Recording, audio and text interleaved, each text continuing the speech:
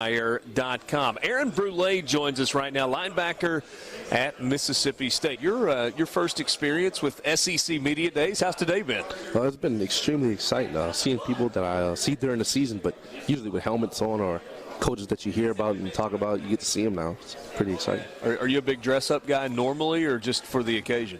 I like dressing in suits and stuff like that, but I haven't really did things in the present to really have to dress up. So I think this is a great opportunity for me to put on some clothes. You nailed it today, though. Appreciate that. I appreciate it. It's a good look. It looks good over there. I mean, you could be wearing this shirt. I mean, think That's about not a bad shirt. See? It's not exactly a good shirt either. Let's calm down over there. So, Aaron, my absolute favorite coach to interview in the staff is Zach Arnett because he tells you how it is. Definitely. My question is, when he talks about to me about the defense, it's always like, oh, we've got so much more improvement to get, and we're not very good right now. When he talks to you guys, what's it like? Like, you literally you're not getting two different people. You're getting the same person every day. Like, he's going to literally implement what he feels, and you do what he says, or you'll be held accountable by teammates, him. Like, he doesn't expect nothing different. He expects you to always feel that you're not good enough, which means you're going to keep working harder and harder to get to where you want to go. When you look at this defense this year, I mean, obviously the name that's not there is Errol Thompson, who got next to you last year in the linebacking core. Is it a bigger stretch? Is it more difficult to replace his production, or is it more difficult to replace his leadership? I'd say it's leadership. With a guy like Nathaniel Watson coming in, he knows every position on the field. He knows every linebacker position. So as far as mental leadership and assignment leadership and stuff, Nathaniel Boogie Watson, as y'all may know him, he comes in and fills that role. Does your role in the defense change with Errol gone? No, not really. I mean, I don't see it changing. I just see maybe finding different, even more variations to what we already have been doing. What about the leadership piece that you were mentioning with him? Well, yeah, I definitely come into the season as a leader. That's what I want to do vocally, getting the guys riled up for literally everything, lifting weights, going to practice, games, anything. I kind of want to be that guy to lift everybody's spirits when it comes to that type of stuff. Are you generally, and kind of by nature, a vocal leader or more of a lead-by-example guy, and you're having to kind of grow into that other piece? Are you that guy that's loud and... I'm loud on my own. I can't, it's hard to really explain, but I think I'm more a lead by example than actually speaking my leadership. Pre-game speeches and stuff, somebody else could probably take on that role, but once I get upset and I'm like, okay, we need this, if I feel like we need it to take the next step, I'm like, I'll definitely let you know. Yeah. How good do you feel with the guys that we have behind you, especially out there on the perimeter with Emmanuel Forbes and Martin Emerson? They're obviously two of the best in the country. Junior being a freshman being one of the best in the country, and Martin being one of the best in the country based off of his few years of performance.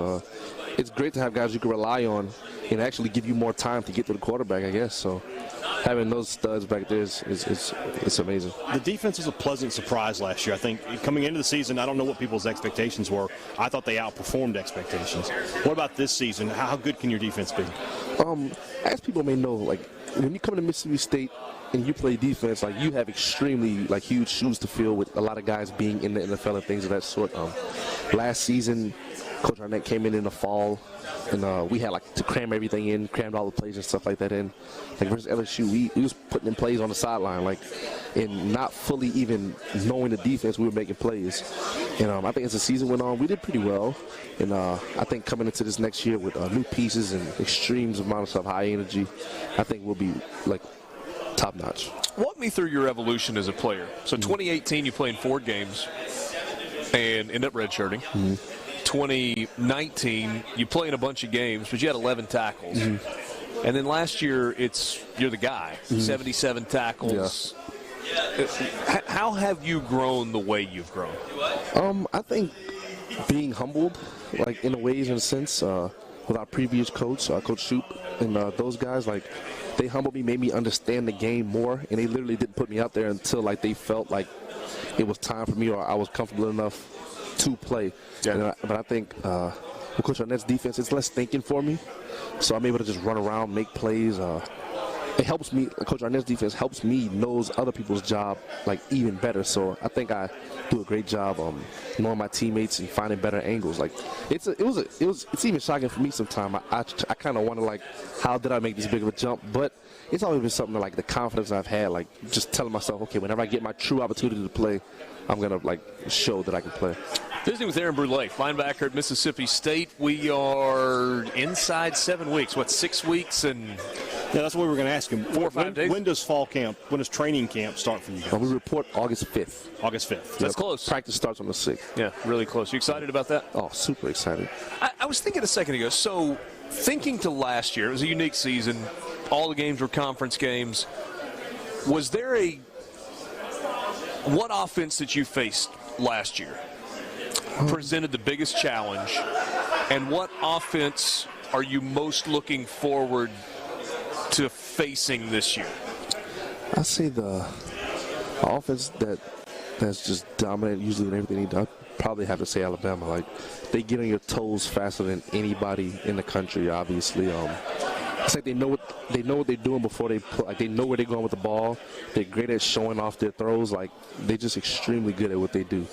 And what was the second question you asked again? Kind of who you're looking forward to this year. I mean, whether it's an explosive offense or somebody that got the better of you a year ago and you can't wait to, get after them again. I'd say Ole Miss. Ole Miss thinks that they had us on our heels. Like, they think they had us gassed and things of that sort. But with that fast-paced offense that they have, we also have a fast-paced offense, which gets us prepared for them.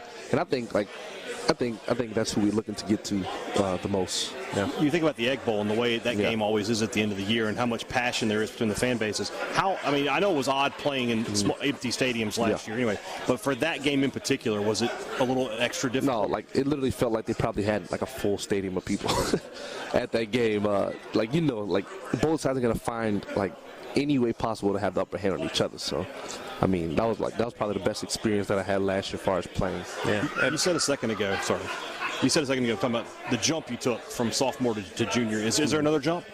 No, definitely. Like, I truly couldn't even tell you because, like, just like last year, I went into just everything being extremely hard on myself, practicing extremely hard, and like, I don't see myself like taking a step off that because I still haven't played a lot. If you want to be honest, like, so I think this year, like, I can only excel on what I've done already. Are you the best linebacker in the SEC? I truly believe so. Like, I go to Mississippi State. We don't necessarily get the benefit of the doubt when it comes to rankings and this and that and the other, but I truly believe I'm the most versatile and like most physical. I was gonna say, sell me on why. Because I'm physical, smart. I run around. Like, I get from sideline to sideline. I just don't see everybody doing the things that I do within my defense every Saturday. Love the confidence. Absolutely love it. Aaron, so good visiting with you, man. Thanks for stopping by. I appreciate y'all. And wish you all the best this year. I'll see you in Starkville. I appreciate you. That's Aaron Brule.